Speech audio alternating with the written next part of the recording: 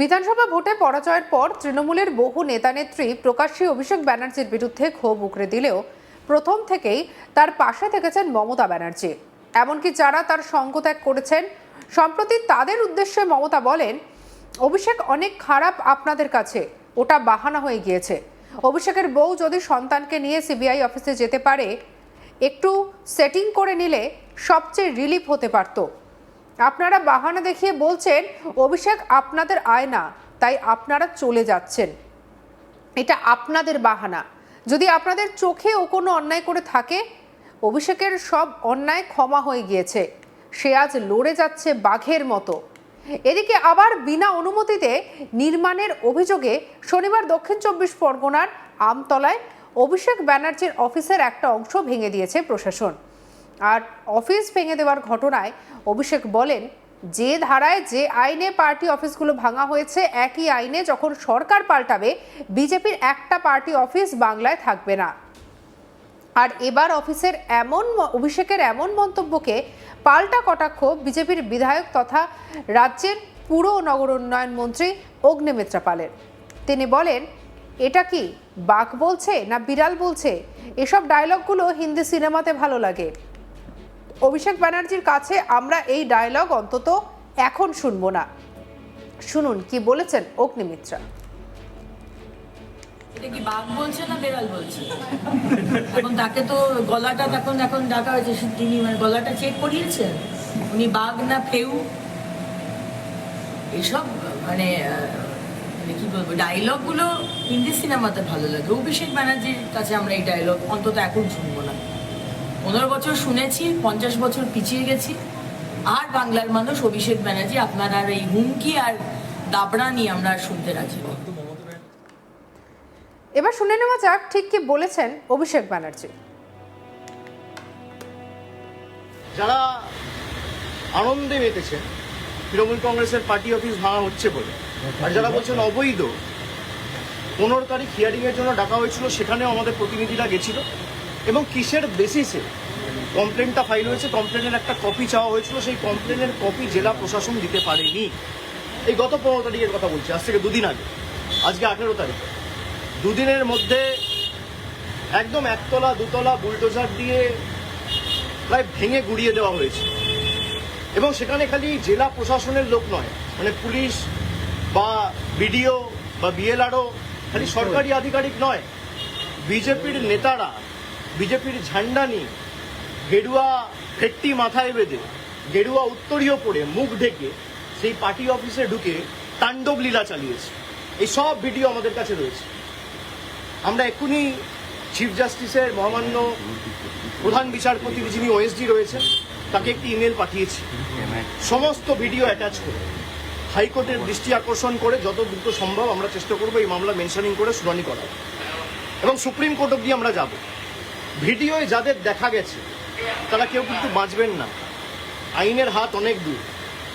যদি ভাবেন যে বিজেপির নেতারা আমাদের বাঁচাবে, আর যারা তৃণমূলের পার্টি অফিস ভাঙছেন, আমি তাদের বলবো যে অনেক অত্যাচার তো করেছেন তৃণমূল কংগ্রেসের নেতাদের উপর, কর্মীদের উপর, পার্টি অফিস ভাঙা, গুড়িয়ে দেওয়া। যে ধারায় যে আইনে আজকে পার্টি অফিসগুলো ভাঙা হয়েছে না, একই আইনে কিন্তু যখন আবার সরকার পাল্টাবে, বিজেপির একটা পার্টি অফিস বাংলায় থাকবে না। আমি হুঁশিয়ারি দিচ্ছি না, যে আইনে আপনি ভেঙেছেন একই আইন প্রযোজ্য করেই ভাঙা হবে। উল্লেখ্য, বিনা অনুমতিতে নির্মাণের অভিযোগে শনিবার দক্ষিণ 24 পরগনার আমতলায় অভিষেক ব্যানার্জির অফিসের একটা অংশ ভেঙে দিয়েছে প্রশাসন। এই ঘটনা ইতিমধ্যেই তোলপাড় ফেলে দিয়েছে রাজ্য রাজনীতিতে। আর এবার উঠে আসছে আরও একটা আপডেট। অভিষেক ব্যানার্জির আমতলার ওই অফিস থেকে গাড়িতে করে প্রচুর নথি ও অন্যান্য বেশ কিছু সামগ্রী নিয়ে গিয়েছে প্রশাসন। জানা গিয়েছে, শনিবার সন্ধ্যের পর প্রশাসনের আধিকারিকেরা গাড়ি নিয়ে অভিষেকের ওই অফিসে হাজির হন। এরপর সেখান থেকে একাধিক নথি এবং অন্যান্য জিনিসপত্র গাড়িতে করে নিয়ে যাওয়া হয়। প্রশাসন সূত্রে খবর, তদন্তের স্বার্থেই ওই সমস্ত সামগ্রী বাজেয়াপ্ত করা হয়েছে। উল্লেখ্য, শনিবার সকাল থেকেই ওই অফিস চত্বরে মোতায়েন ছিল কেন্দ্রীয় বাহিনী। বেলা বাড়তেই প্রশাসনের উপস্থিতিতে অফিসের বেআইনি অংশ ভেঙে দেওয়া হয়। প্রশাসন যে সমস্ত নথি নিয়ে গিয়েছে, সেখান থেকে কি কি তথ্য পাওয়া যায়, এখন সেদিকেই তাকিয়ে বিভিন্ন মহল। বিজেপি নেতা অভিজিৎ দাস কি বলছেন শুনবো।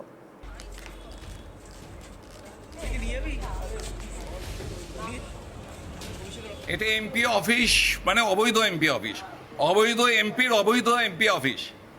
অভিষেক ব্যানার্জি একটা অবৈধ এমপি, ছাপ্পা ভোটে জেতা এমপি, যে মানুষের গণতান্ত্রিক অধিকারকে প্রয়োগ করতে দেয়নি। ও এখানটায় এই রাতারাতি একটা বেকারিকে পুড়িয়ে, সেই বেকারিটাকে পুড়িয়ে ওই 4 তলা অবৈধ বিল্ডিংটা করে, যার কোনো পারমিশন ছিল না, এবং ওই জমিটা কেনা হয় লিভস অ্যান্ড মাউন্টসদের নামে, যেটা হাইকোর্টের থেকে সিজ করা আছে ওই জমিটা। সেই জমিটাকে ইডি সিজ করে গেছে, সেই জমিটার বিল্ডিংটা একটা অবৈধ, সেইটাকে আজকে প্রশাসনের পক্ষ থেকে ভেঙে দেওয়া হচ্ছে।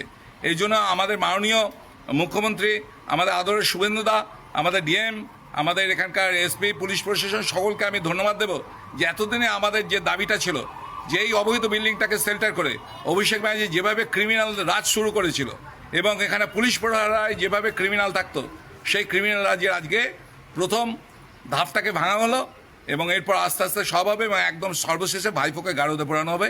এটাই ডায়মন্ডবাসীর ইচ্ছা, এবং আশা করব বিচার ব্যবস্থা এবং প্রশাসন আমাদের বিশ্বাস আছে, এবং আমাদের সেই স্বপ্ন সফল হবে।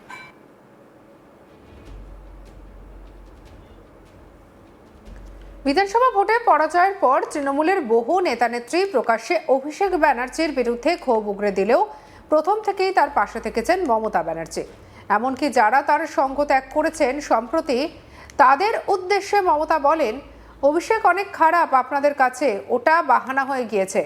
অভিষেকের বউ যদি সন্তানকে নিয়ে সিবিআই অফিসে যেতে পারে, একটু সেটিং করে নিলে সব থেকে রিলিফ হতে পারত। আপনারা বাহানা দেখিয়ে বলেছেন অভিষেক আপনাদের আয়না, তাই আপনারা চলে গেছেন।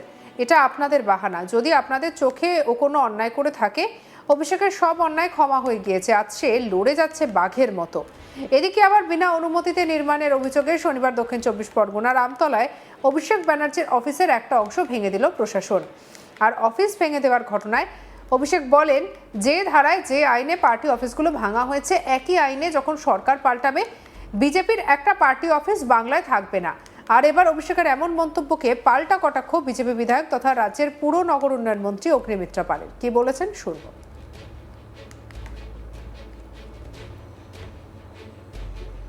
এটা কি বাঘ বলছে না বেড়াল বলছে? এখন তাকে তো গলাটা এখন ডাকা হয়েছে, তিনি মানে গলাটা চেক করিয়েছেন, উনি বাঘ না ফেউ? এসব মানে কি বলবো, ডায়লগগুলো হিন্দি সিনেমাতে ভালো লাগে। অভিষেক ব্যানার্জির কাছে আমরা এই ডায়লগ অন্তত এখন শুনবো না। 15 বছর শুনেছি, 50 বছর পিছিয়ে গেছি। আর বাংলার মানুষ অভিষেক ব্যানার্জি আপনার আর এই হুমকি আর দাবড়া নিয়ে আমরা শুনতে রাজি নই। সঙ্গে রাখুন আজ তাক বাংলাকে, সাবস্ক্রাইব করতে ভুলবেন না।